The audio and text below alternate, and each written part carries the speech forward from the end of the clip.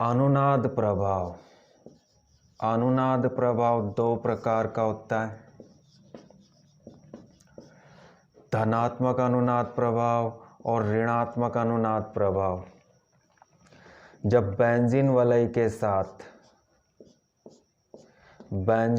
के साथ एक ऐसा परमाणु जुड़ा होता है जिस पर एकाकी इलेक्ट्रॉन युग्म होते हैं, तो इस प्रकार के यौगिक में धनात्मक अनुनाद प्रभाव होता है। और धनात्मक अनुनाद प्रभाव में क्या होता है, उस परमाणु पर उपस्थित एकाकी इलेक्ट्रॉन युग्म इस बेंजीन वलय की ओर स्थानांतरित होते हैं, इस बेंजीन वलय की ओर चले जाते हैं। बेंजीन के साथ जब ऐसा परमाणु जुड़ा होता है जिस पर कोई एकाकी इलेक्ट्रॉन युग्म नहीं होता है, उस परमाणु के साथ कोई अन्य परमाणु जुड़ा होता है जो डबल बॉन्ड बनाता है, तो इस प्रकार के यौगिकों में ऋणात्मक अनुनाद प्रभाव होता है। और ऋणात्मक अनुनाद प्रभाव में इस बेंजीन वलय से इलेक्ट्रॉन उस समूह की ओर स्थानांतरित होते हैं। जब इलेक्ट्रॉन युग्म बेंजीन वलय के पास आते हैं तो धनात्मक अनुनाद प्रभाव, और जब इलेक्ट्रॉन युग्म बेंजीन वलय से दूर जाते हैं, समूह की ओर जाते हैं, तो ऋणात्मक अनुनाद प्रभाव।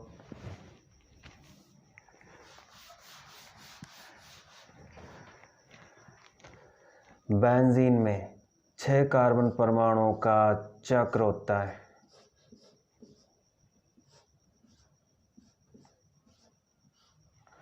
और प्रत्येक कार्बन परमाणु के साथ हाइड्रोजन परमाणु जुड़ा होता है।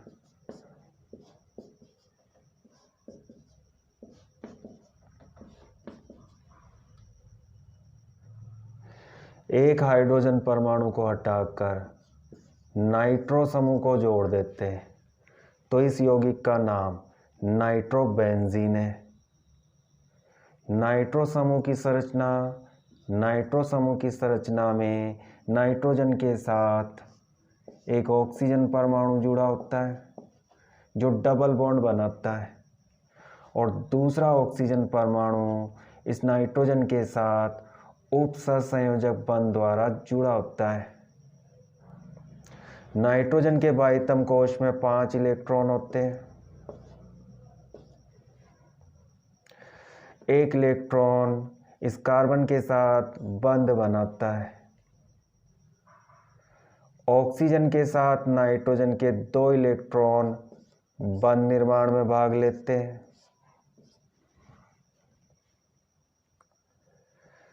इस ऑक्सीजन के पास 6 इलेक्ट्रॉन होते हैं, तो नाइट्रोजन इसका अष्टक पूरा करने के लिए अपने 2 इलेक्ट्रॉन इसे डोनेट करता है, दान करता है, और दान से बना बंध उपसहसंयोजक बंध होता है। तो नाइट्रोजन के 5 इलेक्ट्रॉन बंध निर्माण में भाग लेते हैं। इस नाइट्रोजन के पास कोई एकाकी इलेक्ट्रॉन युग्म नहीं होता है, मतलब बेंजीन के साथ एक ऐसा परमाणु जुड़ा हुआ है जिस पर कोई एकाकी इलेक्ट्रॉन युग्म नहीं होता है। तो समझ लेना, उस संरचना में ऋणात्मक अनुनाद प्रभाव होगा। नाइट्रोजन के साथ ऑक्सीजन जुड़ी हुई है जो डबल बॉन्ड बनाती है, तो ऋणात्मक अनुनाद प्रभाव यहाँ से प्रारंभ होता है। आपको क्या करना है, इन दोनों में से एक सिग्मा बंध होता है और एक पाई बंध होता है। पाई बंध दुर्बल होता है और अनुनाद में पाई बंध के इलेक्ट्रॉन युग्म भाग लेते हैं, तो एक इस पाई बंध को हम तोड़ देते हैं, इसके दोनों इलेक्ट्रॉन ऑक्सीजन पर चले जाते हैं, तो ऑक्सीजन पर ऋण आवेश आ जाता है। नाइट्रोजन के बंधों की संख्या कम हो जाती है। इस बंध के टूटने से नाइट्रोजन के बंधों की संख्या कम हो जाती है, तो नाइट्रोजन चौथा बंध बनाने के लिए समीप के पाई बंध से इलेक्ट्रॉन को खींच लेता है। इन दोनों में से एक पाई बंद है तो पाई बंद टूट जाता है और उस पाई बंद के दोनों इलेक्ट्रॉन कार्बन और नाइट्रोजन के बीच इस बंध पर स्थानांतरित होते हैं इस तरह से। तो यहाँ पर बंधों की संख्या 2 हो जाती है। जब इस पाई बंध के इलेक्ट्रॉन इस बंध पर स्थानांतरित होते हैं तो इन दोनों में से एक इलेक्ट्रॉन इस कार्बन का होता है, तो इस कार्बन पर एक इलेक्ट्रॉन की कमी हो जाती है। इस कार्बन का एक इलेक्ट्रॉन इधर चला जाता है तो कार्बन पर धनावेश आ जाता है। यह दूसरी अनुनादी संरचना है। इस दूसरी अनुनादी संरचना से तीसरी अनुनादी संरचना बनेगी। कार्बन के बंधों को गिनो 1 2 3। यहाँ पर कार्बन के केवल 3 बंध हैं, तो कार्बन कितने बंध बनाता है? 4। तो ये कार्बन चौथा बंध बनाने का प्रयास करता है, तो समीप का पाई बंध टूट जाता है और उस पाई बंध के इलेक्ट्रॉन इस बंध पर स्थानांतरित हो जाते हैं। तो यहाँ पर बंधों की संख्या 2 हो जाती है। कार्बन का धनावेश समाप्त हो जाता है और कार्बन के कुल बंधों की संख्या 4 हो जाती है। परंतु इन दोनों में से एक इलेक्ट्रॉन इस कार्बन का होता है, तो इस कार्बन के पास इलेक्ट्रॉन की कमी हो जाती है, तो इस पर धनावेश आ जाता है। यह तीसरी अनुनादी संरचना है। अब इस कार्बन के बंधों की संख्या 3 है, तो यह चौथा बंध बनाने का प्रयास करता है, तो समीप के पाई बंध के दोनों इलेक्ट्रॉन इस बंध पर स्थानांतरित हो जाते हैं। इसका धनावेश समाप्त हो जाता है। यहाँ पर बंधों की संख्या 2 हो जाती है। इस कार्बन का एक इलेक्ट्रॉन इधर चला जाता है तो कार्बन पर धनावेश आ जाता है। यह चौथी अनुनादी संरचना है।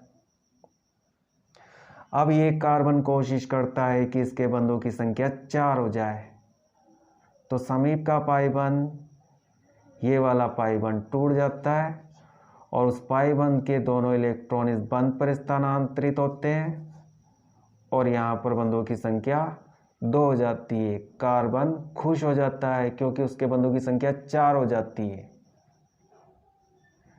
परंतु जैसे ही यहाँ से एक बंध टूटता है, नाइट्रोजन के बंधों की संख्या कम हो जाती है, तो उसी समय ऑक्सीजन से एक इलेक्ट्रॉन युग्म इस बंध पर छलांग लगाता है और यहाँ पर डबल बॉन्ड बन जाता है। ऑक्सीजन का आवेश समाप्त हो जाता है। तो इस तरह से बेंजीन वाले से इलेक्ट्रॉन नाइट्रो समूह की ओर स्थानांतरित होते हैं। तो यह ऋणात्मक अनुनाद प्रभाव है। ये पांचों अनुनादी संरचनाएं कैसे लिखते हैं? बहुत ही आसान है।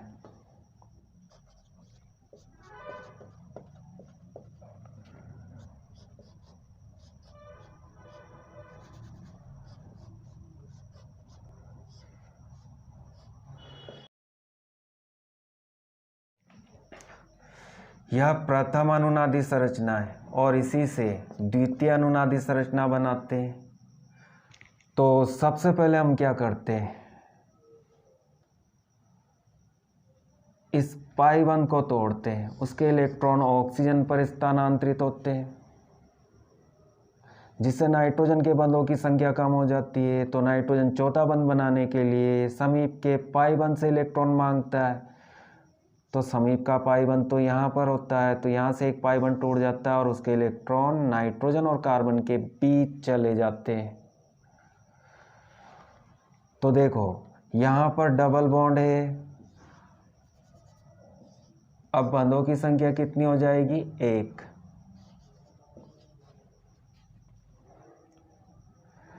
और ऑक्सीजन पर 2 एकाकी इलेक्ट्रॉन युग्म पहले से होते हैं और एक इलेक्ट्रॉन युग्म इस पाई बंध से यहाँ पर आता है। ऑक्सीजन पर ऋणावेश आ जाता है और ये पाई बंध टूट जाता है और यहाँ पर डबल बॉन्ड बन जाता है।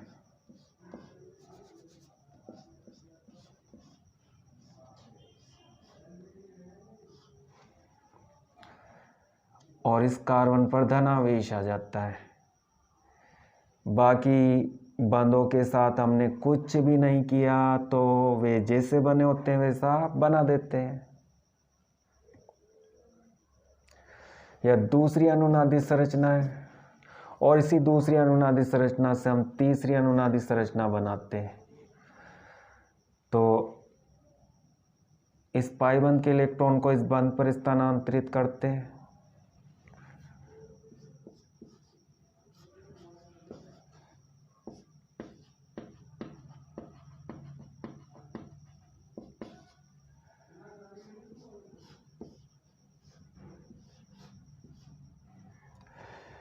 एकल बंध सिंगल बॉन्ड डबल हो जाता है और डबल बॉन्ड सिंगल हो जाता है और इस कार्बन पर धनावेश आ जाता है। इसका धनावेश समाप्त हो जाता है। इस बंध के साथ हमने कुछ भी नहीं किया तो यह जैसा बना है वैसा ही छाप देते हैं। तो यह तीसरी अनुनादी संरचना है और इसी तीसरी अनुनादी संरचना से हम चौथी अनुनादी संरचना बनाते हैं। इस पाई बंध के इलेक्ट्रॉन इस बंध पर स्थानांतरित हो जाते हैं।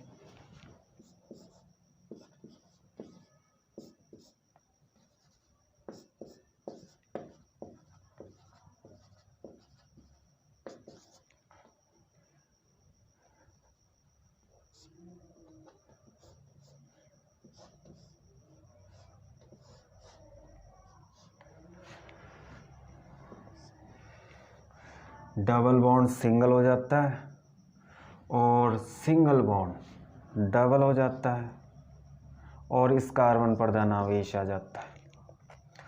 अब इस पाई बंध के इलेक्ट्रॉन इस बंध पर स्थानांतरित होते हैं और उसी समय ऑक्सीजन का एक इलेक्ट्रॉन युग्म इस बंध पर चला जाता है। तो ऑक्सीजन और नाइट्रोजन के बीच में यहाँ पर डबल बॉन्ड बन जाता है।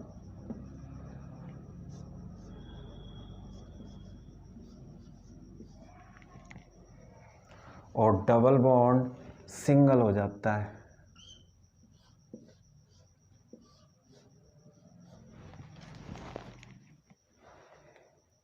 ऑक्सीजन का ऋणावेश समाप्त हो जाता है और यहाँ पर डबल बॉन्ड बन जाता है और यहाँ पर सिंगल हो जाता है।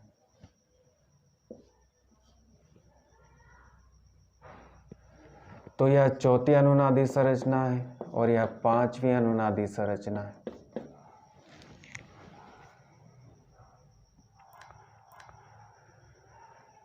बेंजोइक अम्ल में क्या होता है? बेंजीन के साथ COOH समूह जुड़ा होता है। इसे हम बेंजोइक अम्ल कहते हैं। तो बेंजोइक अम्ल की अनुनादी संरचनाओं को लिखना है तो क्या करना है? इस स्थान पर COOH समूह को लिखना है। COOH समूह की संरचना कैसी होती है? COOH कार्बन के साथ OH जुड़ा होता है और डबल बॉन्ड के साथ ऑक्सीजन जुड़ा होता है। तो नाइट्रोजन के स्थान पर कार्बन आ जाता है और कार्बन से OH जुड़ा होता है और डबल बॉन्ड के साथ ऑक्सीजन जुड़ी होती है। Carbon OH, carbon OH, carbon OH, carbon OH। ये पांचों अनुनादी संरचनाएं बेंजोइक अम्ल की अनुनादी संरचनाएं। और इसी तरह बेंजल्डिहाइड की अनुनादी संरचनाओं को लिख सकते हैं। बेंजल्डिहाइड में क्या होता है? बेंजीन के साथ CHO समूह जुड़ा होता है, एल्डिहाइड समूह जुड़ा होता है। एल्डिहाइड समूह का कार्बन ऑक्सीजन के साथ डबल बॉन्ड बनाता है और हाइड्रोजन के साथ सिंगल बॉन्ड बनाता है, CHO एल्डिहाइड। तो बेंजल्डिहाइड के अनुनादी संरचनाओं को लिखने के लिए आपको क्या करना है? C double bond O, CO समूह तो है, इस OH को हटाकर यहाँ पर हाइड्रोजन को जोड़ना है।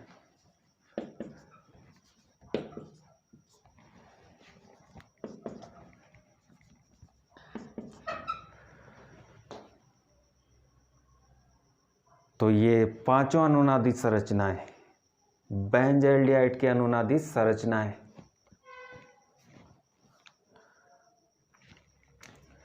बेंजोइक अम्ल में COOH समूह होता है।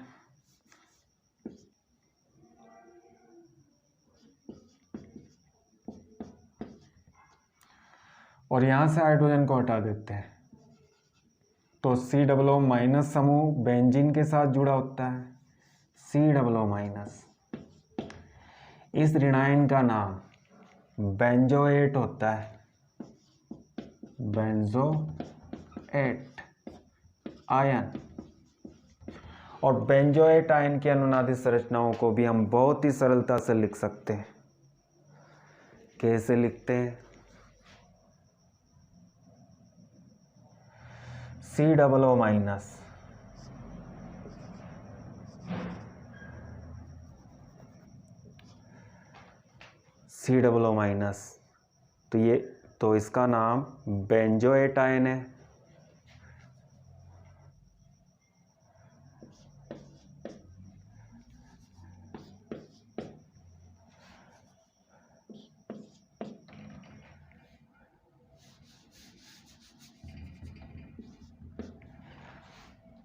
इस ऑक्सीजन पर 3 एकाकी युग्म होते हैं। वैसे एकाकी युग्म दर्शाने की आवश्यकता नहीं।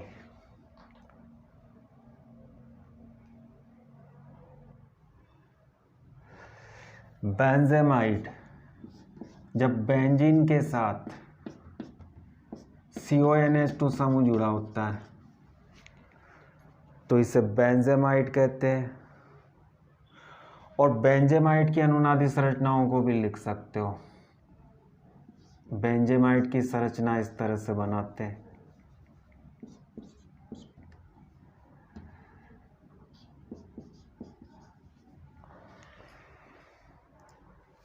तो इसकी अनुनादित संरचनाएं लिखना है तो क्या करना होगा? इस NH2 को लिखना होगा, यहाँ पर NH2 को लिखना होगा।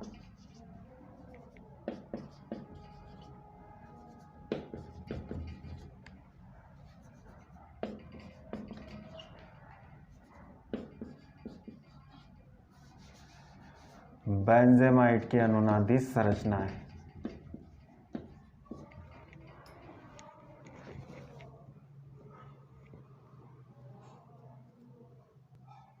तो देखा बच्चों कितना आसान है। अगर अच्छा लगा हो तो लाइक करना और अपने दोस्तों के साथ शेयर करना।